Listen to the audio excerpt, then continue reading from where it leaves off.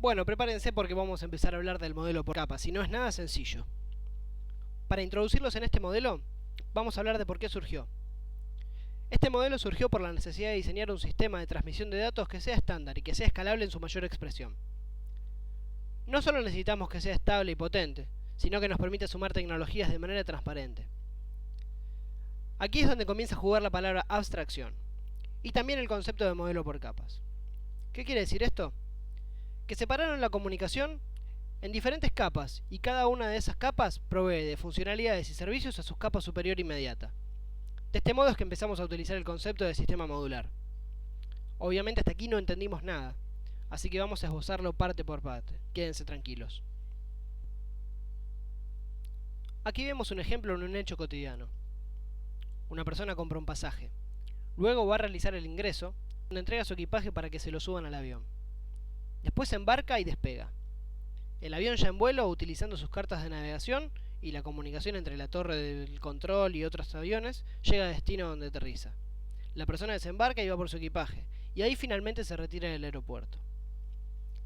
Aquí vemos cómo dividimos el proceso en capas, y las mismas, dependiendo del sentido del flujo de acciones, se brindan servicios entre sí. Vamos con el siguiente slide. En este slide ya nos vamos a poner un poco más técnicos, por lo que presten mucha atención. Para que dos personas se entiendan, de algún modo u otro, tienen que hablar el mismo idioma, ya sea mediante el habla o mediante gestos. En la red ocurre lo mismo, solo que llamamos protocolos a los lenguajes. Los protocolos son estándares creados para comunicar a equipos entre sí. Hay infinidad de protocolos, y cada uno cumple una función específica. En la comunicación, normalmente están involucrados varios a la vez. Aquí vemos un pequeño gráfico, donde vemos dos columnas con varios cajones apilados, precisamente 7. Las capas se comunican con capas de igual nivel en su destino final. Ya veremos esto más en detalle y hasta le otorgaremos un nombre. Entre las décadas del 70 y 80 comenzó el crecimiento agigantado de las tecnologías de red. Por ello, varias compañías comenzaron a fabricar elementos de conexión, pero bajo ninguna norma. Esto quiere decir que si empezábamos a comprar, por ejemplo, placas de red y hubs de una marca, íbamos a tener que apegarnos a ellas siempre, o cambiar completamente de tecnología. Usaban también lenguajes propietarios, donde no había un estándar de comunicación. Es claro que lo que trajo apareado esto es un gran problema de comunicación e interacción entre diferentes equipamientos. En ese momento es donde intervino una empresa que todos conocemos hoy día como ISO. Es la misma que hoy continúa con su labor de estandarizar procesos y muchas cosas más. Basándose en varios estándares, lograron conformar un modelo que brinda compatibilidad entre todos los dispositivos involucrados. De esta manera es que surge allá por el año 84 el conocido modelo OSI. En este gráfico vemos en detalle las diferentes capas del modelo OSI. Como ya dijimos, son 7 y se brindan servicios entre sí. En los siguientes slides vamos a empezar a explicar cada capa en detalle. Continuamos con el próximo slide. Como ventajas de este modelo, ya nombramos varias. Pero podemos sumar que para las compañías enseñar cómo funcionan sus productos ahora es mucho más fácil. También es mucho más fácil identificar problemas gracias a la modularidad. El modelo OSI es capaz de enlazar redes de diferentes tecnologías. Este explica cómo se mueven los datos de un lugar a otro y qué hace cada capa.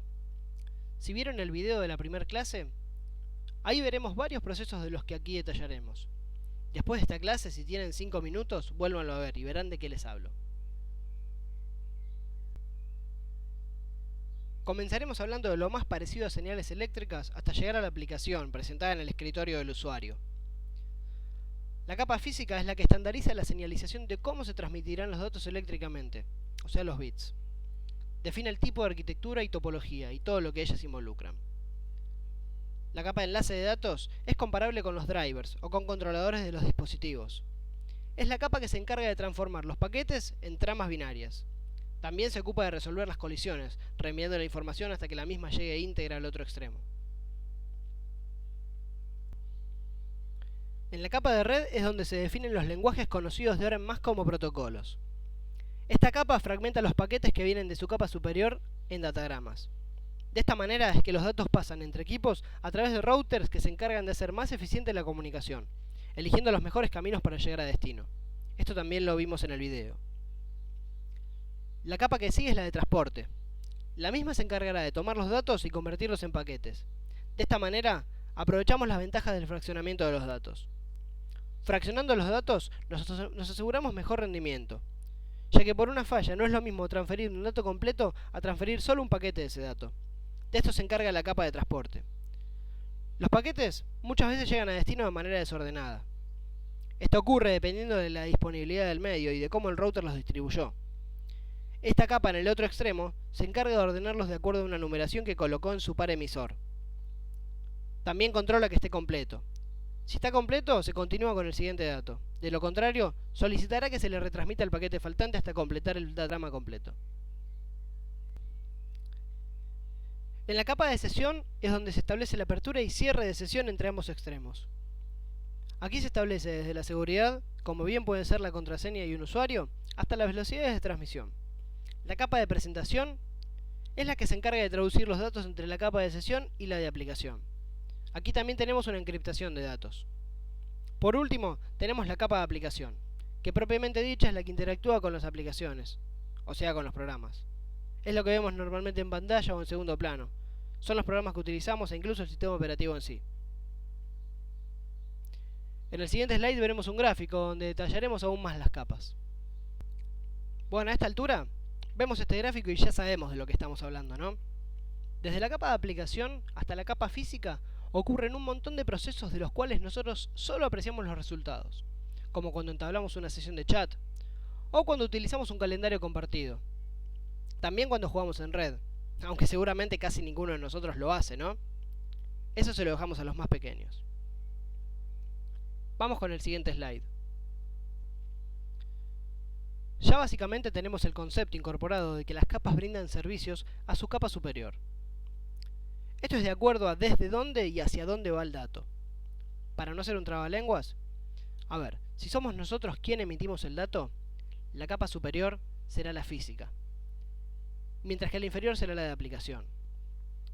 En su caso inverso, en el lado del receptor, la capa inferior será la física y la superior la de aplicación. De este modo, siempre la capa inferior brindará servicios a su capa superior. Bueno, aquí vemos un gráfico donde notamos que a medida que el dato avanza por las capas, este se vuelve más complejo. Cada capa va agregando datos que, de acuerdo a sus necesidades, los irá utilizando. A partir de la capa de transporte, los datos son transformados a paquetes. La de red toma esos paquetes y los transforma en datagramas. La capa de enlace toma esos datagramas y los transforma en tramas.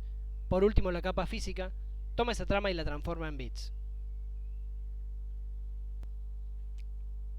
Bueno, a través de este gráfico vamos a tratar de explicar el modo de funcionamiento de lo cual venimos hablando hasta ahora. Comenzaremos obviamente por el emisor. La aplicación recibe una orden del operador para transmitir datos. La capa de aplicación recibe estos datos y les dará forma para que sean comprendidos por la capa de presentación. Esta capa traducirá, comprimirá y encriptará estos datos para llevarlos hasta la capa de sesión, quien tratará de entablar una sesión con su capa par en el receptor. Aquí se acordarán varios parámetros, como la velocidad de transmisión y los niveles de seguridad. Acto seguido, la capa de transporte recibe los datos y los convertirá en paquetes, los enumerará y se los comenzará a enviar a la capa de red. La capa de red se encargará de elegir el mejor camino para que estos lleguen a destino de manera más eficiente. Los paquetes pasan a la capa de enlace, quien es la que se encarga de transformarlos en tramas y adaptarlos a las diferentes topologías y arquitecturas. De esta manera, podremos enviar datos desde cualquier red a cualquier red que respete el modelo OSI. Por último, estas tramas son enviadas al receptor mediante la capa física, quien enviará unos y ceros, o sea bits, que serán recibidos por la capa física del receptor. Y a la inversa de este proceso, ocurrirá en el receptor hasta llegar al programa receptor. Todo esto ocurre cuando le damos Enter al mensaje que escribimos en el MSN. Curioso, ¿no?